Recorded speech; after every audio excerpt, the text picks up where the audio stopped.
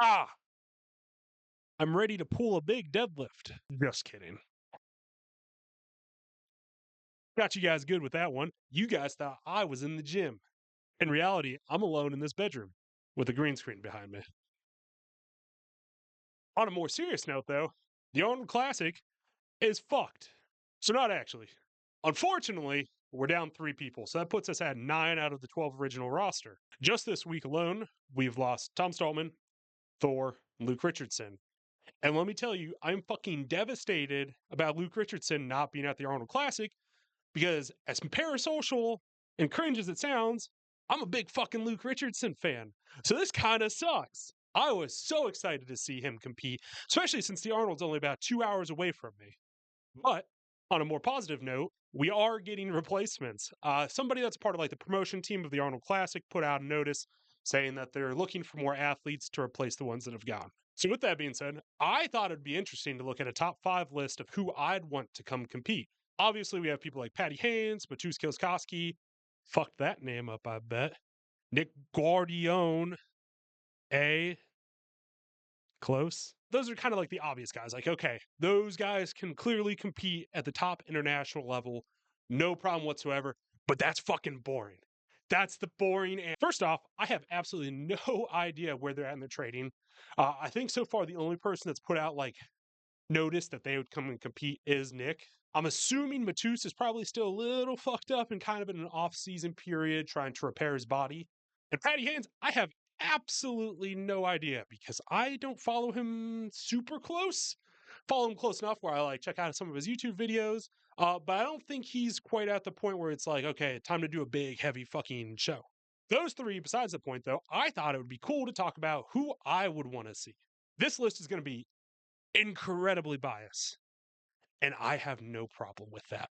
First up on my list is Ya Ya Ya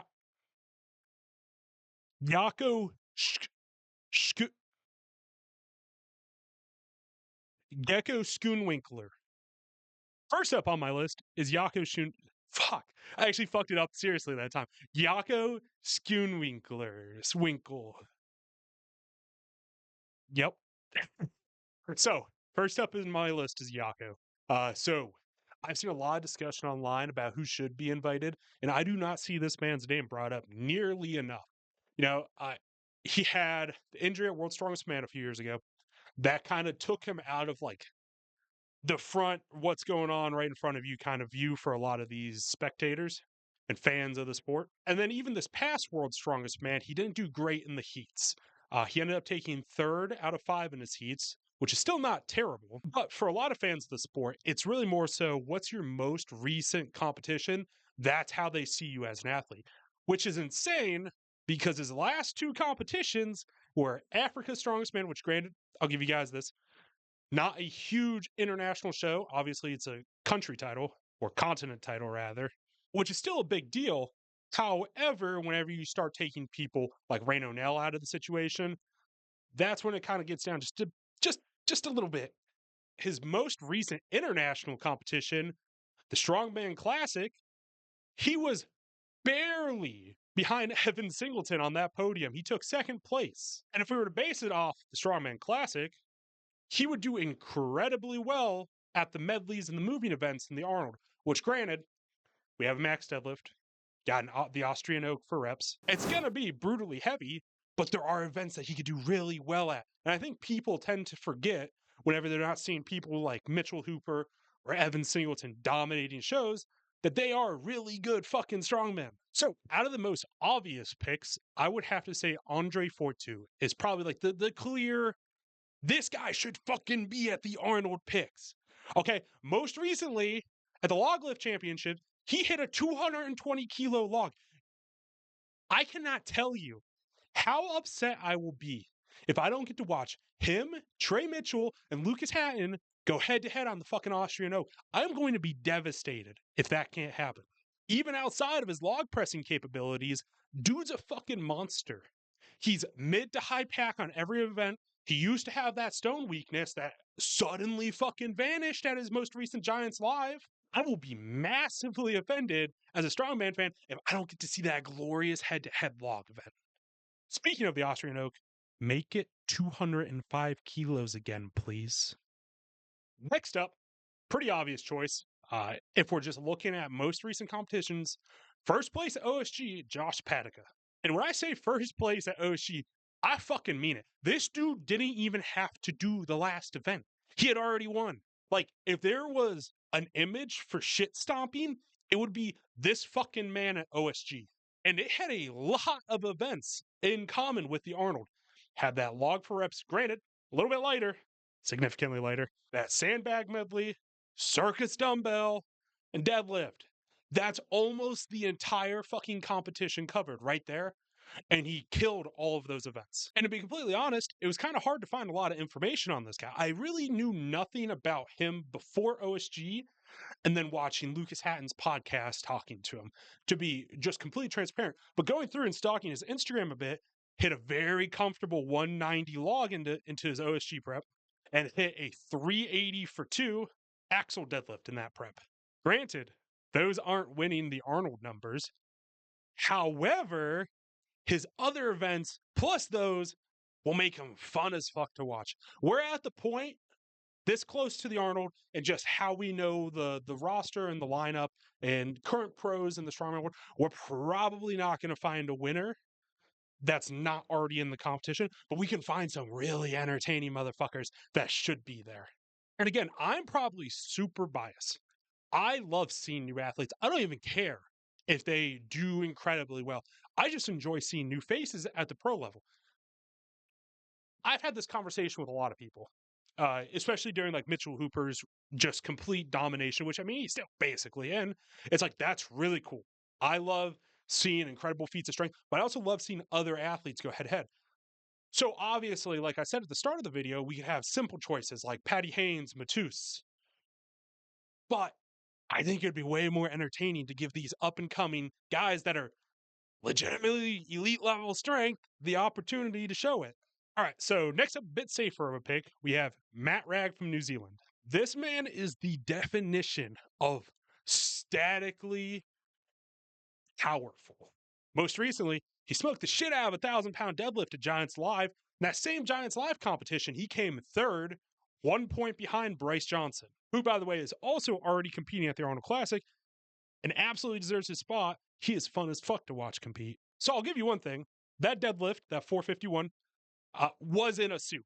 However, at his last Rogue Invitational, he managed to pull 431 raw and without the figure 8 cheater straps. So the two big weaknesses that I see from Matt Ragg is definitely going to be his upper body mobility. You clearly see that on like his axle presses, any type of like odd object press. The shit is all the way up here and he's just bouncing it. It's so insane to see. Like, I think that's more impressive than just jerking it on its own. It's fucking wild. His range of motion. It's literally just front racked up here. I could not imagine. And then the other side is going to be his moving medleys, which the Arnold, God, I hope that ramp rampage is stupid fucking heavy, which would be a huge benefit for Matt Ragg because he's so fucking statically strong. It's insane. And unfortunately for him, he kind of falls into the category of Yakko. You kind of basing an athlete on his most recent performance. So if you're only really paying attention to like World's Strongest Man, he took 5th in his group. And unlucky draw for him, he got Patty Haynes and Mitchell Hooper in his group, which is a fucking death sentence for the World's Strongest Man heats. But man, I would love to see him at the Arnold Classic. Dude is unbelievably statically strong. Alrighty, 5th guy up on my list, which is super convenient because he's already going to be there for the amateur competition, is BJ Stone. And again, I might be biased. Circus dumbbell press is my favorite event. I fucking love circus dumbbell press. And if you think I'm wrong, I hate you. Most recently for BJ Stone, he's won Australia's Strongest Man, which is a stacked lineup every year on its own. And he set the 152 kilo, 152.4 kilo, my bad dog, circus dumbbell world record. And it was pretty fucking easy looking. Please God, give me circus dumbbell pressers. There's no Alexi and there's no Matus at this competition, but please give me BJ Stone. I want to see circus dumbbell animals.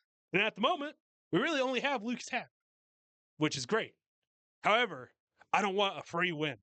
Actually, I'll add a little bit more to that. Mitchell Hooper's circus dumbbell has been looking unbelievably good.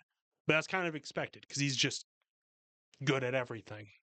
And probably one of the biggest benefits compared to just about everybody else on my list right now is BJ Stone looks strong as fuck today. 2 fucking day. He looks strong as shit. Just earlier today, I was watching him on Instagram load a 427-pound sandbag, and it wasn't, he had a throwing sandbag attached to it. Please, somebody start a GoFundMe for us to get this dude some real sandbags and somewhere to train that isn't dirt and rust. Even outside of like the world of strongman, he is probably my favorite Instagram lifter to watch. It is very fucking entertaining.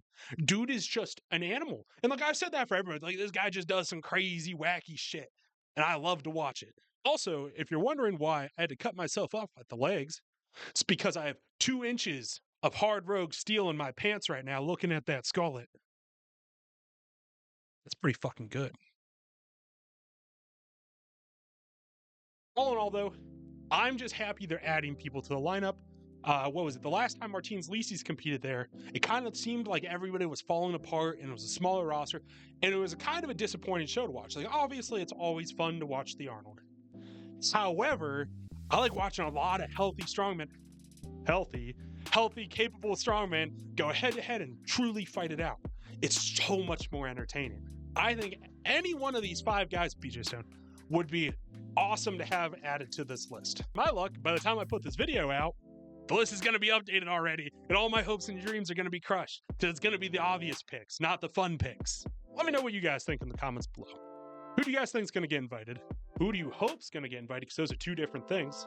Definitely 2 different things. Let me know what you guys thought about this format of video. We just got the studio set up, so we're going to do a lot more filming in here. Do more of like the commentary style videos, you know? Let me know if there's any topics you guys want me to talk about. More than happy to do so. Until the next video, I'll see you then.